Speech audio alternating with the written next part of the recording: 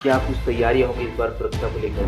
जो आसपास सीमावर्ती राज्य का पुलिस से भी इंटरस्टेट कोऑर्डिनेशन मीटिंग हो चुकी है एवं फ्लाइंग स्क्वाड का भी गठन की जाकर ये एक साल में ही 10 से अधिक बीजेपी नेताओं की हत्या नक्सलियों ने कर दी है। प्रतिबंध के गैर कानूनी सीपीएम संगठन का अभी उनके ऊपर काफ़ी प्रेशर पड़ रहा है। सर इस बार क्या कुछ तैयारियां होंगी? डर का माहौल तो वहाँ भी है। उनका टारगेट करके उनके ऊपर हमला करने का घटनाओं के एक पुराना मोडस ऑपरेंडी है। सर अभी आपने कहा कि नक्सली सॉफ्ट टारगेट चलाते रहे हैं, बड़े नेताओं को सुरक्षा दी जा सकती है, लेकिन जो छोटे कार्यकर्ता हैं उन तक तो सुरक्षा पहुँचाना मुश्किल है। सुरक्षा मापदंड को किस तरीके से हमको गंभीरता से पालन करना चाहिए।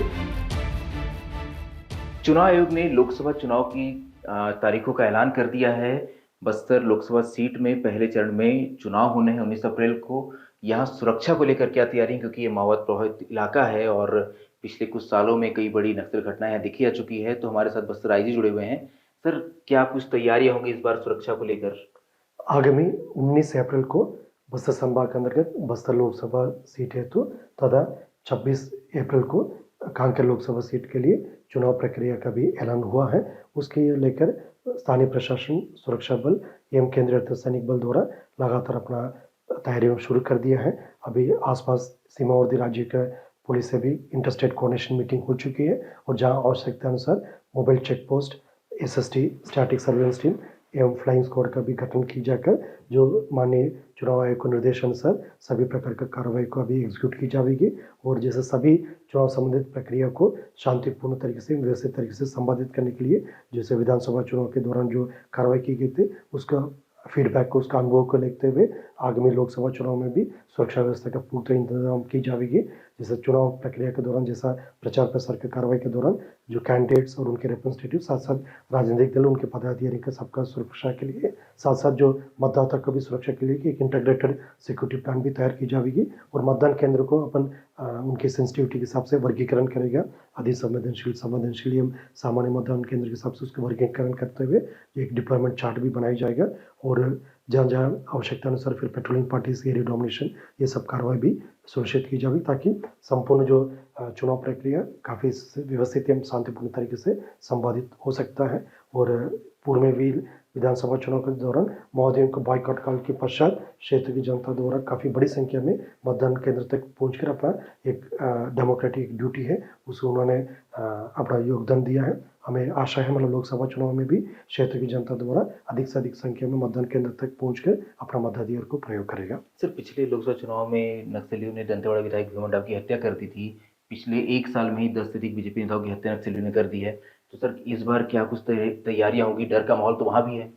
जैसा प्रतिबंधित एवं गैर कानूनी सीपीएम संगठन का अभी उनके ऊपर काफ़ी प्रेशर पड़ रहा है। जिस तरीके से विगत समय में हम लोग लगातार नवीन सुरक्षा कैंप प्रारंभ करके और उनके कब्जा वाले इलाकों को उनके कब्जा से हटाकर उस इलाका में भी एक प्रशासनिक व्यवस्था, एक लोकतांत्रिक व्यवस्था का हम स्थापित करते आ रहे हैं। उसी वॉकआउट में मोदी द्वारा अनेक सॉफ्ट टारगेट से, जैसा सड़क निर्माण कार्य में उपयोग किए जाने वाला मशीनरीज को, गाड़ियों को या निर्दोष ग्रामीण को, जनप्रतिनिधि को उनका टारगेट करके उनके ऊपर हमला करने का घटनाओं के एक पुराना मोडस ऑपरेंडी है। उसी को देखते हुए हम अपना काउंटर एक्शन प्लान को भी तैयार करके इन इलाका में एक सुरक्षित वातावरण निर्मित करने के लिए जैसा थ्रेट परसेप्शन एनालिसिस के माध्यम से जिन जिनको सुरक्षा कैटेगरी दी जाना चाहिए शासन स्तर पर उसको भी दी गई है और उसके अतिरिक्त जहाँ जहाँ आवश्यकता अनुसार स्थानीय व्यवस्था से भी हम आसपास इलाके में लगातार एक एरिया डोमिनेशन से लेकर अन्य प्रकार के जो सिक्योरिटी अरेंजमेंट्स भी सुनिश्चित की जा रही ताकि किसी प्रकार का कोई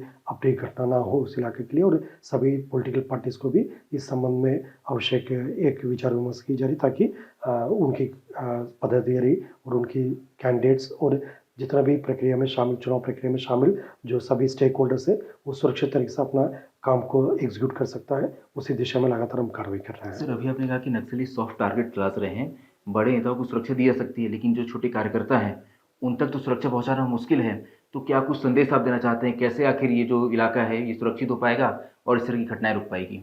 जैसा सुरक्षात्मक कारणों से हम संपूर्ण जो सिक्योरिटी प्लान को अभी खुलासा नहीं कर सकता, लेकिन मैं इतना आश्वस्त करना चाहूँगा जैसा जहाँ जहाँ इस प्रकार का जो एक सिक्योरिटी थ्रेट है उसी को देखते हुए स्थानीय जो जनप्रतिनिधिगण और उनकी पॉलिटिकल पार्टी की जो फंक्शनरीज है सबसे संबंधित पुलिस अधीक्षक एवं स्थानीय जो पुलिस अधिकारी द्वारा लगातार इस संबंध में कैसा कार्रवाई करना चाहिए, अपना सुरक्षा मापदंड को किस तरीके से हमको गंभीरता से पालन करना चाहिए, इस संबंध में लगातार संपर्क करके उनका आवश्यक जो मार्गदर्शन और उनके भी जो फीडबैक है उसी अनुरूप अपना भी सिक्योरिटी प्लान को कैसा अडॉप्ट कर सकता है, इस दिशा में लगातार भी विगत दिनों में कार्रवाई की जा रही है। और जैसा क्षेत्र की जो जनता से भी हम वही अपील करना चाहते हैं, क्योंकि माओवादियों का इतना वर्षों से एक जन विरोधी, एक विकास विरोधी चेहरा को सबने देख लिया, जान लिया, पहचान लिया।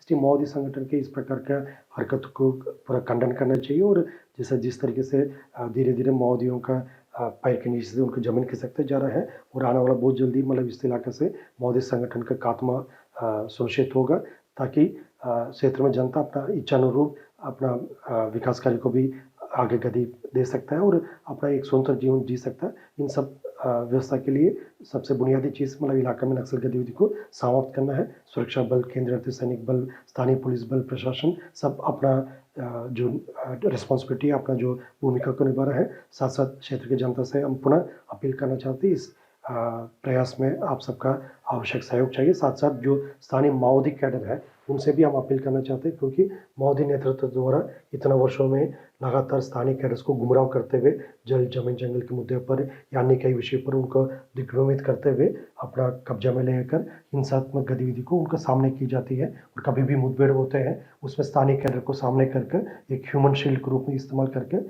जो बाहर के माओवादी लीडरशिप पीछे से भाग जाते हैं।